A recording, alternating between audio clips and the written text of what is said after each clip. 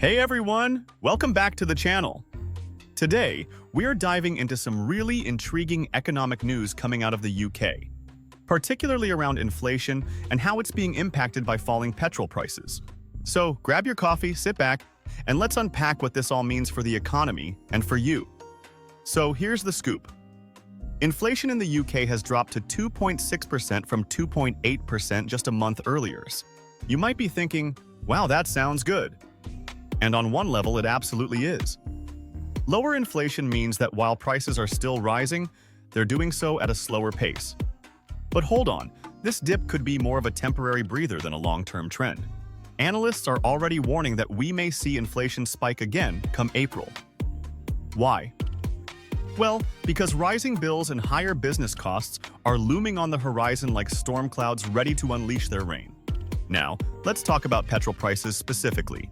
Average prices have fallen by 1.6p per liter to 137.5p. That's a small win for consumers who are feeling squeezed at the pump. But here's where it gets interesting. This decline in petrol prices is not happening in a vacuum. It's part of a broader narrative involving global trade dynamics and even some fallout from former President Trump's trade wars. Speaking of which, Michael Saunders from Oxford Economics points out that as those tariffs hit, we might see a diversion of cheap exports heading towards Europe and the UK instead of the US. This could create opportunities for our local businesses, but also comes with its own set of challenges.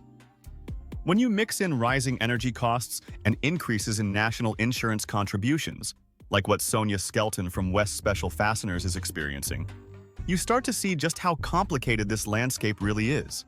Sonia's firm is feeling the pinch with staffing costs skyrocketing and raw material prices climbing. Can you believe Hastelloy C276 has gone from £30 to £50 per kilo? That's massive, eh? She's trying to absorb these extra costs while keeping her products competitive. But if she can't make efficiencies happen, guess what? Prices will inevitably go up. And here's where it gets spicy. The Bank of England is caught in a real pickle right now. With wage growth sitting at around 5.9%, they'd typically think twice before cutting interest rates, currently at 4.5%. On one hand, they want to stimulate the economy. On the other hand, strong wage growth suggests that inflation could rear its ugly head once again. But hey, there's a silver lining. Some experts predict that inflation might drop to near the target of 2% by 2026, which could be good news for families struggling with living costs. Chancellor Rachel Reeves described the dip as encouraging, though she did acknowledge there's still much work ahead. Now let's pivot for a moment to those opposing views swirling around this issue. Shadow Chancellor Mel Stride is pointing fingers at Reeves' policies as being responsible for inflation staying above that magical 2% mark. He argues that reckless union payouts and tax hikes are making life harder for families who are already feeling financially fragile. And on top of all this economic drama, we've got concerns about becoming cashless.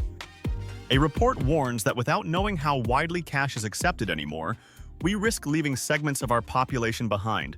A chilling thought indeed. As we wrap up today's discussion, it's clear that while falling petrol prices and decreasing inflation can seem like good news at first glance, there are deep currents running beneath the surface that could lead us into choppy waters ahead. Trade wars, rising business costs, and fluctuating wages paint a complex picture for both consumers and businesses alike. So what do you think? Are you feeling optimistic or concerned about what lies ahead? Drop your thoughts in the comments below. Don't forget to like and subscribe if you found this analysis insightful. Let's keep discussing these vital topics together. Until next time, take care.